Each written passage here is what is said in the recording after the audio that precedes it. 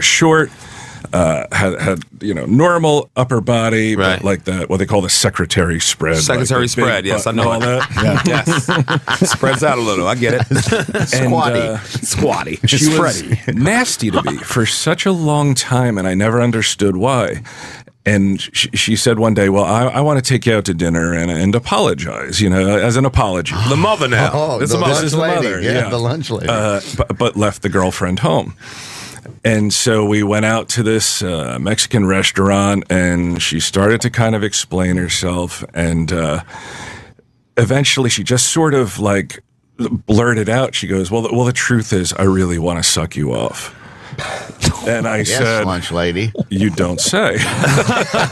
Did you actually say you don't say? That would be very mature for you don't say. Yeah, for 21, 22. Right. Yeah. Take off your bowler hat and put your cane down.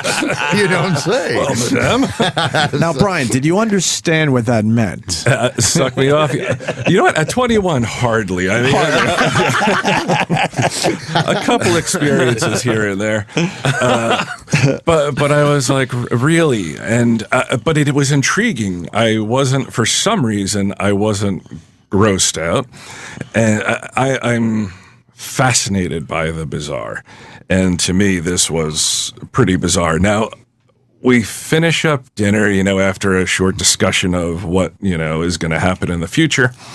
And she drops me off. She drove for some reason, and I was living with my grandmother at the time. And there's a moment in my head where I'm like, could I sneak her past my grandmother up into my attic room? Again, the male mind. Again, the male mind. The male is capable of doing some wonderful things. Up to your Star Wars sheets. Yeah. I'm like, I don't know who put these on. Probably grandma. But it didn't happen. I was just like, there's no way I can get her by her. And we made out a little bit in the car. And I did that thing where, like, you slide your hand up, and I like tore nylons, which were no doubt bought at, like, say, CVS, like that big legs, like legs. Stuff. It wasn't long before I was back at the girlfriend's house, and I used to stay there a lot. And prior to anything happening, she would do really weird stuff. Like, this is Kevin's favorite part of the story, is the way the living room was set up. There was like, a couch against this far wall and a chair that I was sitting in. And my girlfriend would be sitting on the couch, so she couldn't see, like, she didn't have a visual inside to the kitchen. So her mom would come to the very edge of the kitchen where I could see her, the girlfriend can't, and would be in like a house coat. Is that and open it up? Nice. Not even open it up. Okay. Just a little. Just peel back and let one boob pop up. Wow. Like maybe it's an accident. Could be an accident if only one pops out. So maybe it's an accident. What the fuck? It was so... It was with such... It was really hot to me. Not a stepdaughter or anything? You're seeing her real daughter. Right. Real daughter. Her best attempt at being, like, alluring and sexy. And did you gulp or anything? Like, holy fuck, and then she would quickly disappear? Or? No, I think she read my fascination with it. I think she was like, I've got him hooked. She knew. Just slowly reeling me in. Until one day, I mean, this doesn't make me look that great. This story is awesome. This makes you like you're my new hero. Right, exactly. But one day we were going to get lunch, and I told my girlfriend, I said, here's some money. Can you run down to the deli and get us some sandwiches? Yes, to clear out the house. And we quickly hustle into, I don't even know why we didn't do it in the mom's bed, but I do know why. Because we went into her bed, which overlooked the parking lot. It was an apartment complex. You can see when the daughter came back. So I could see when she came back. Right. And we could, get quickly dressed and not be discovered. And so we start to go at it, and she's on all fours, and I'm from behind, and I don't know what it was, because it wasn't like, oh my God, she's so hot, I can't even contain myself. No, but I get it, yeah. But I came in like 30 seconds, to which she expressed disappointment. And all I could think of to say was, I go, well, if your daughter would fuck me more, I could hold out longer. I could fuck you better. Right. I could hold out longer. Right. If you teach your daughter how to suck a dick, I'd be able to fuck you a little better. Oh, my God. And, yeah, and there were a couple, I blame you. Yeah. I learned it from watching you. I know, it should be a PSA, right? The more you know. Wow. The more you know. And there were a couple times after that where, like, you know, I would play video, like my girlfriend would go to bed and I would be playing video games and she would just come out and be like, I want to give you a blowjob. So, all right. Well, I mean, what 20-year-old guy's going to turn down a blowjob? And then what killed it for me was we live next to Sandy Hook. It's like kind of the beginning of the Jersey Shore. It's this big beach right on the ocean. And she was like, I want to go out there and have a bottle of wine and make love on the beach. All right, now it's romance. The second she said that, I was like, I'm out. The minute it got real. Fantasy over. Yeah. The minute it got romantic, we're going to share thoughts and dreams. Yeah. It just wasn't happening. What kind of freak was she? Did her daughter ever find out?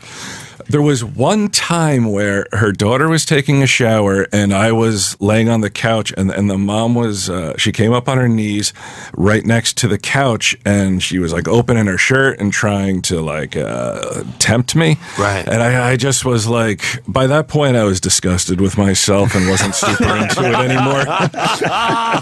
And I can't wait to get to that point in my life. Exactly. I'm with you. I'm like, what? I can't wait to get there. It hasn't happened. And we didn't hear the shower stop or the bathroom door open. So she comes around the corner and I go, and she goes, what's going on? And I couldn't think of anything fast enough. I go, she won't leave me alone. She keeps asking why I don't like her. And I just like put it on the mom, So a little look down. truth. There's no doubt in my mind that she knew. She knew what I mother mean, does. she had knows. to Yeah, know. Of course. Especially if he says that, you know, Yeah. that's a little bit of the. That's a little bit of Her the. mother's shirt was of unbuttoned down course, to her right. belly button. I you know. know? Wow. We've You all know our been mother's there. a freak. We've been. Yeah. Was the mom around? Oh, well, you did describe her. Never mind. She was lunch lady. Yeah, you would look at But her. the contents of the story is just, it's hot. At the time, I was because a lot of times I'll do stuff because, and I blame Kevin a little bit because You should. I want to run back and tell Kevin, you'll never guess what I did. And this is long before like we decided to do, Kevin was doing podcasts or Y-Bri shows or any of that type of thing. So it was more about like, I just want a cool story to tell my friend. Right. And what did you say earlier? You really liked the bizarre or the? Yeah, it was the bizarre, not even forbidden fruit because it's like No, but I mean in general. In general, you really. Oh, absolutely. Yeah, I gravitate towards just strange stuff. And oddities. Like what? What? Yeah. What Yeah. type of stuff? Like recently, within the past year, maybe a little bit longer. My girlfriend and I were going through a rough patch, and I moved out. And I was staying in a hotel, and there was a strip club kind of like maybe a mile away. So I was like, and I've never been to a strip club by myself because I always look at those guys and I'm like, oh, you sad, sad bastard. You poor bastard. I've been many times by myself. Creepy, too. I saw a guy in a strip club once. He was everything short of pounding his fist while watching the stripper. He was so angry. He's going, they're all whores. They'll all cheat on you. She would turn you up to him. This is everything wrong with women. I knew it. I was looking for a palace of validation. So I go to the strip club, and it's a very average experience until I go outside, and there's a girl who's just standing out there smoking a cigarette, and a car pulls up, and they hand her something, and they drive off. And I asked her, I said, what did that person just hand you? I said, I'm not an undercover cop. I said, I'm not going to bust you or anything, but what is that? And she said, it's heroin. I said, really? I said, when you do heroin or is it for somebody else? And she said, no, it's for me. I said, when are you going to do it? And she said, as soon as I get home. I said, I'll give you $200 if you come back to my hotel room with me and let me watch you spike up. Because I had like a bad knee for a while. You don't gotta explain that, brother. I'm in. Wow. Damn your knee. I'm in. Now what happened? Wow. I had a bad knee for years. I had no health insurance, so I just kind of gimped around until my doctor started giving me Percocet, which escalated into roxycodone, which almost escalated into heroin before I was like, wait a second, I'm in my mid-40s. I shouldn't be starting a heroin addiction. That's something you wait for your 80s. Right. Yeah. Alan Arkin, Little Miss Sunshine. Alan Arkin, Little Miss Sunshine. Yes. But it was so much cheaper compared to buying these pills. And anybody who's been on that kind of stuff, you know, like being dope sick it's hell on earth, and you just don't want to deal with it. But I couldn't bring myself, because I also hate my skin being pierced, even though I have tattoos and stuff. There's something different about getting your blood drawn. So I asked her, I said, you know, will you come back and let me watch you do it? And I found out she was normally a prostitute. So for $200 to do whatever she was going to do anyway seemed like a bargain. It's a bargain, yeah. Yeah, so we went back to the hotel. And she wasn't even that good at it, which was sort of disappointing. She was putting it in her hand, and she kept missing and cursing herself out. And then she started criticizing the TV show I had on. She was annoyed. Let's turn something else on. Was it What's Happening Now? If it was, I would have thrown her right the fuck out of the room. I would have been, how dare you? I love that you were annoyed how she was doing it. Right, exactly. That's a little strange. It was That's not like you're supposed to be a professional. It's not the drug experience he paid for. Right? He paid for a drug experience. He was not getting it. And she finally got it. And because I'd never seen, I've known people who have done it, but I've never actually seen it in real life. And, and I was sitting behind her, and there's like a big mirror in front of us, and I just watched it come over her, just watched that stuff wash over her, and she just like, you know, that nod, yeah. And like in retrospect, you know, I think I said on our podcast one time, I was like, I think I was like subconsciously looking for someone who was in a worse place than I was at the time, just to be like, well, at least I don't have it this bad. Right. But she then became very attached and was like, well, we should hang out tomorrow. She's like, I love to swim. And there was like a swimming pool in the hotel. You know, maybe I could come back tomorrow and swim. And at the time, I'm like, yeah, sure. And I'm like, this is the last time we're going to see each other. You need to understand that. And yeah, I felt a little bad, but I was like, she's going to do all this anyway. And I was, she was part of like an escort service. So she was supposed to get 100 and hand over some of that to her. I guess madam is an awfully classy word for what, right? Female pimp. What, yeah. So I gave her the 200. I was like, oh, I won't tell whoever because I didn't know who she was, so don't worry about it. But I had to draw the line at swimming together and hanging out socially. That's when it got creepy. That's when it got creepy. Yeah. Wow. You know, when you said you were going to be on the show today, Twitter exploded, man. You got a lot of fucking people that love you. We have... they are hardcore fans of yours, Brian Johnson. Yeah. We got one of them on the line right now. Oh, do you? Yeah, that's where I'm leading to. Macon, it looks like, in North Carolina. Yeah. Brian, it's awesome you're on the air, man. Tell him Steve Day, baby. Thank you, sir. I just wanted to say, I wanted to know if Ming was going to commit harikari on himself because he's not fucking doing the national radio show. I doubt Ming will commit harikari because we got a 5th season. I don't know if it's been officially announced, but we got a 5th season for the show. Congratulations. Thank you. And he loves nothing more than the spotlight. The dude loves it. So if we don't get a 6th season, maybe you can hope for some harikari at that point. Ming is another guy on the show. He's Ming, the Asian dude. Like Ming the Merciless. Now, did he name himself or did you guys name him, which makes it racist? Not if they're friends. Well, but not if they're lifelong friends. Let Ming tell me if he's willing. His actual name, and I only found this out after knowing him for years, is his real name is Cliff. And if ever there was a name that did not fit a guy. Cliff. Cliff. It should have been like Rocco if it was going to be Cliff. But yeah, it's Cliff Ming Si Chen. So everybody calls him Ming. And that's one thing AMC will never allow is... like on Tell 'em Steve Dave, the podcast that we do, it's pretty much anything goes. And so I do, an Asian voice when I do over the top, like, oh, hey, hello, Ming Chen, like that kind of thing. Irene. Yeah.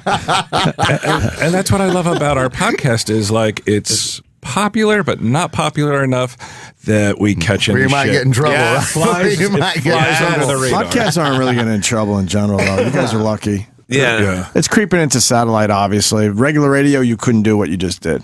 Guys got fired for that very thing. Oh, yeah, the Asian voice? Oh, yeah, absolutely. Who are the guys that got fired again? Ming Chen. K-Rock guys. JV and Elvis. Yeah, JV and Elvis. And one of them was married to an Asian woman. And that didn't save his ass. Yeah. And they were going for the laugh in a bit.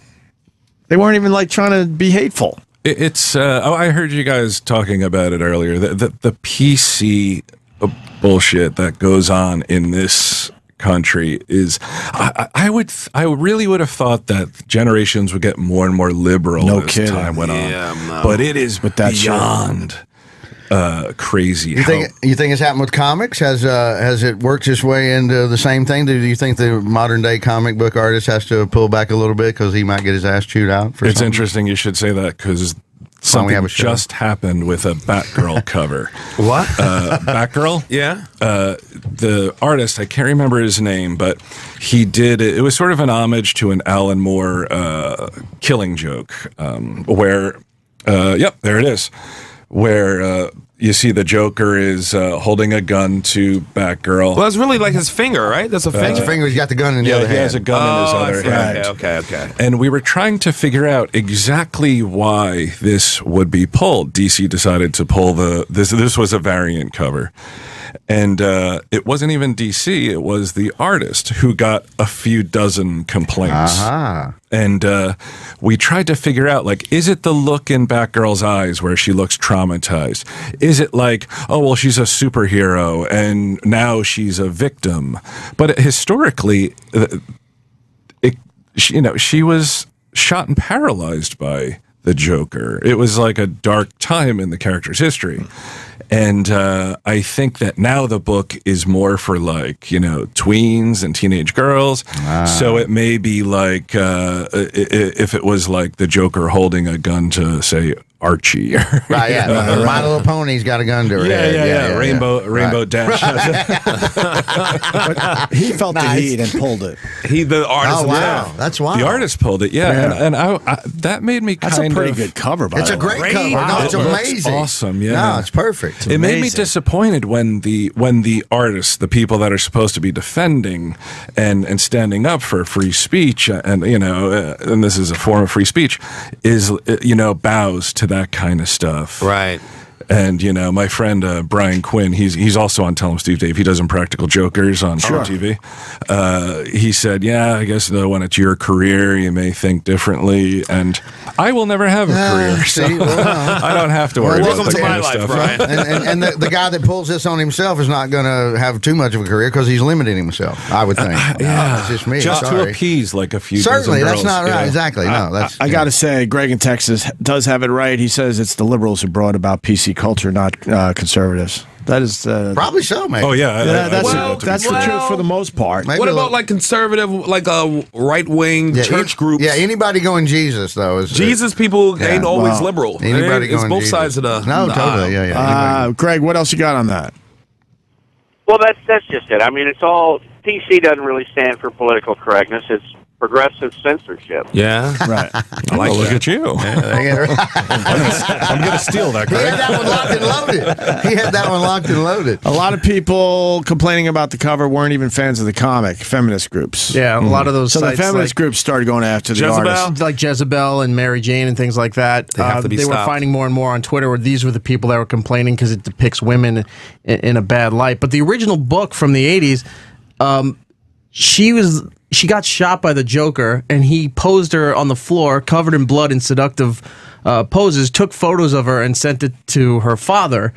But that was okay. It's just her sitting there with this painted smile and holding the gun next to her. People were freaking out. Yeah, but we don't know what's going to happen. Maybe she gets him in the end. Right. Yeah. I've seen many a hero in that position still come out on top. Exactly. I've seen she's going to be all right. I'm gonna guess that's the way it I've goes. seen many a hero come Why out on can't they top. see that part of it? In the end, she probably gets the best of the Joker for a little while. Yeah. Well, social media has made it so easy to be a quote-unquote feminist, a pseudo-feminist, because I look at something like that, and I feel like if you complain about shit like this, but you don't address the very serious issue of, say, postpartum depression, you are an asshole, and you are not really a feminist. Sure. And you're not you are living in reality. concentrating on the wrong stuff. Exactly. Let me say hi to Brian in Staten Island. We got Brian Johnson in studio. What's up, Brian?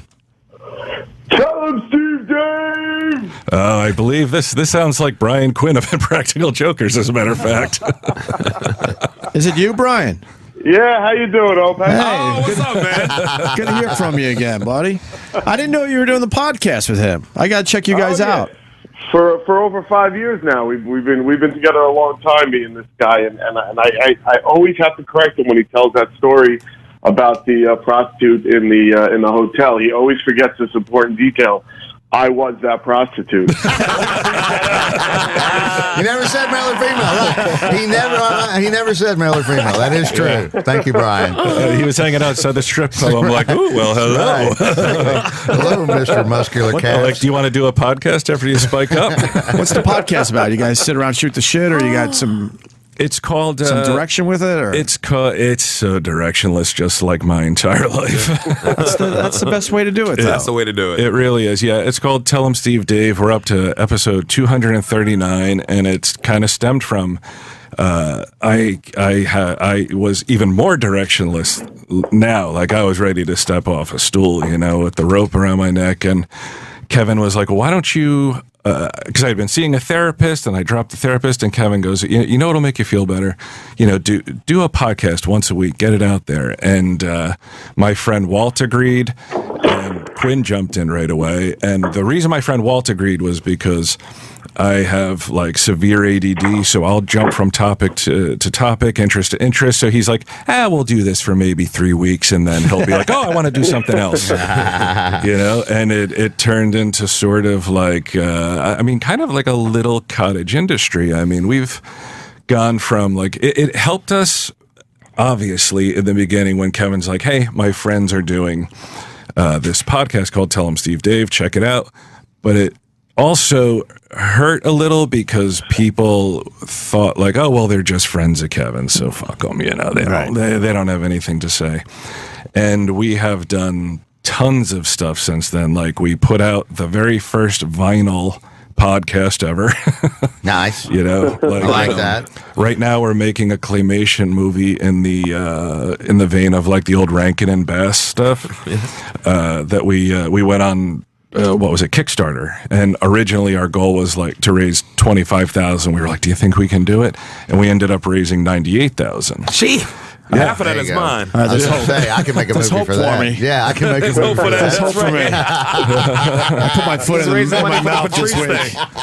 It's really We're getting money together for a Patrice O'Neill documentary, and I said, I'm going to cover whatever you don't get. I heard that, yeah. Holy fuck. Yeah. These fucking guys. It's something like 5,000 right now. Oh, my God. I'm on the hook for I'm on the hook for 100,000 still. And I see those days ticking away quickly. I'm going to hold you to it, too. The fuck, guys? $5 fucking dollars. Tell me how much you love Patrice O'Neill. Show it with $5 lousy dollars. The irony of the whole comic book men thing was Quinn and I had been friends for long before any of it started, and we always 20 wanted. years. What's up? 20 years. 20 years, yeah. We wanted to do something together, and we were like, we want to do a TV show together. So, we wrote pilots, and we, Q even at one point, he was like, and this is before podcasting, we should start a radio show, but like we could never really get anything together. And, we got Tell 'em Steve Dave going, and after a year and a half, Kevin and an exec producer got together with AMC, and they said, we want to do a reality show or unscripted show about comic books. And Kevin said, well, you can use my store to shoot the sizzle reel or pilot or whatever you want. And so they said, okay, great. And then someone from AMC heard Tell 'em Steve Dave, and they said, we don't want to cast anybody. We want these guys. And the very unfortunate part was it was exactly at the same time that Quinn got Impractical Jokers. So he got 2 networks. A full third of our cast couldn't be on the show, which was it really sucked. And you couldn't do both shows, Brian? No, I at first it was a contract thing, and then it just turned out that Impractical Jokers just took over my life. Like, you know, it's just I was working 7 days a week. It would have been impossible to do both. So I had to watch Comic Book Man sail off into the distance without. Very very upsetting. Do you make a special appearance here and there? Yeah, this season that's airing now, I was on an episode. Oh, okay. We just came up with an idea to get me on next season too. Oh, good. Yeah. Yeah, so we eventually got to work together, and that's the beauty of Tell 'em Steve Dave is like the projects that, you know, our labors of love, we can, you know, do those things now, you know, if we want, you know. That's great. You know, we're going to put we just did an audio book, like a 70s exploitation type audio book, like radio play. Oh. So it's that, you know, you use the money from the show to fund the stuff you really other stuff, right? Yeah. And all the family friendly stuff I get out of the way on Practical Jokers, and if I come up with a real fucked up idea, I bring it to Brian. In about 2 seconds, he's like, "Let's do it." Nice. So sometimes I get phone calls from True TV, and they'll just like, "Could you stop saying stuff like that?" No, I can't. Absolutely not. Exactly. Yeah, right, Brian. No, the answer to that is always no, I cannot. Exactly. No, I can't. Comic Book Man, the finale. What are we going to say? What can you say? I gotta be honest, I don't know. I don't watch the show. And I know that sounds bad. No, I get it. I get that totally. He goes, and I know that sounds bad. You live it. You live the show. What are you going to watch it for? I'd love to be able to tell you. I live it, but I can't bear seeing myself on screen. I'm like, oh my God, I'm so fat. Like, I stopped listening to the radio show. Yeah, I know that one. At least 10 years ago. Yeah, I know exactly. I haven't what heard saying. this radio show in 10 years. I just gave up because you start picking apart everything. I know when I suck. I know when I'm doing well. Right. So no, you know, I should no have used a breaking news different there, joke. haters. Right. Don't worry. No. Yeah. I know when I suck. You don't have to tell me. But then you also know, all right, that worked. Okay. You know, what do you got, Eric? I think that's the episode where you guys go to the Kiss concert, right? Oh, okay, yeah. We go to the Kiss Is this concert. the finale? Yeah, I think. How do you know more about his finale than he does? Because I watched the show. He does watch this. Wait, Gene Simmons is on this one? Other people are watching the show. Yeah, you guys get a lot of pretty good guests. We do. We've been getting better and better guests. My dream guest for 5th season is Henry Winkler. That's really. Oh, you can get him. I see him walking around the city he's all the time. completely easy. He's the sweetest man in the world. At this point, we tell him to stop showing up. No, he's the sweetest man in the world. My God. He's completely Enough, adorable. Henry. Yeah, he's an easy get. He's a totally How many easy times get. has Henry been on? 3 or 4 easily. A bunch, and he's here at Sirius at least All the every 3 months. time. All the time. He's completely We lovely. go, Henry, not now. Yeah. We're busy. Yeah. And he walks He's no longer the Fonz. Yeah. He's Ralph Malph He's now. do whatever. He's Potsy Weber. He's Potsy. He's Potsy. We had Potsy on, too. Hanson Williams. We've had Potsy, Henry, and Ronnie. Howard. Man. I can so say my Ralph Ronnie because we Malph know just each other a single now. tear. Right. Yeah, Ralph Malph we haven't had. He's the only Henry one. Winkler is And Aaron gettable, so Moran. doable. Yeah, he's totally. That's he loves easy. it. What's wrong with He you, loves Brian? stuff Yeah, like well, that. Just ask him. I suggested it, and our director was like, "Nah, he wouldn't do it." And then See? What? No, fire that idiot. Yeah, no, Suggest he's good. We've had idiots. I'll tell you about him if you want. Suggest that you watch Fonzie doing some fucking H. I'll show you who's cool. Right. I'll show you who's cool. I want to see him do it in that blue windbreaker, though. Not first the one. Yeah, Yeah, the not blue the leather windbreaker. jacket. Before the leather jacket. Yeah, Blue windbreaker. what was this story there? It was too much to have the leather jacket at first? He was not going to be a main character. He was a secondary Oh, yeah, I character. know So that much, too. they didn't play that much into it. And Right. he just wore his light blue windbreaker that Yeah, day. he was like the Urkel Yeah. of Happy Days Yeah, until yeah, he yeah, took over, Bang. right? Right. Yeah. So Urkel's turned into Stefan. And Fonzed it up. It's the same We show. know God damn Henry it, has it a was- New York Times best-selling children's But book that's why series. that's why he'll come on the show and promote it. Oh, that might be It your ties angle. into what they do. We didn't give a fuck about his children's books, but you might.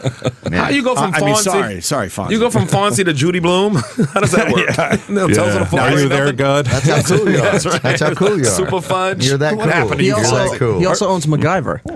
That was his show? He was one of the guys that created and executive produced MacGyver in He the bought 80s. right. That's when he started Wow. becoming the Jew that his parents wanted. Right. Behind the scenes, respectable. He's a good boy.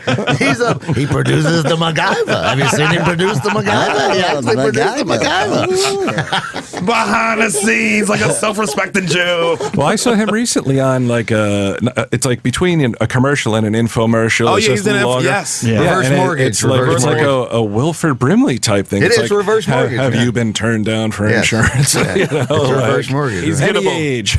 Well, we only have a few more minutes because we're on tight schedule on Fridays, unfortunately. Wow. But so Kiss is in the final, the Gene series Simmons. finale. Yeah, I didn't. Gene Simmons. They didn't show too much in the trailer for it, but yeah, they're all in full Kiss makeup as they're walking through the Who parking are you, lot. Brian? Who are you?